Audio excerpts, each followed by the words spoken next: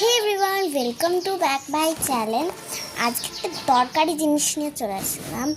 So আমি এই স্কেচবুকটা কিনেছি। আমার একটা বড় আছে আর এটা একটা ছোট্ট একটা আরেকটা একদম মিনিয়েচার আছে।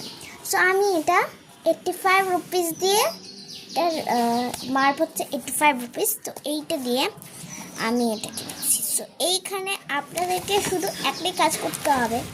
আপনারা এখানে যেটাই ইমোজি আমাদেরকে কমেন্টে দেবেন, সেই ইমোজি আমি এগুলোর মধ্যে একটা একটা করে আঁকবো।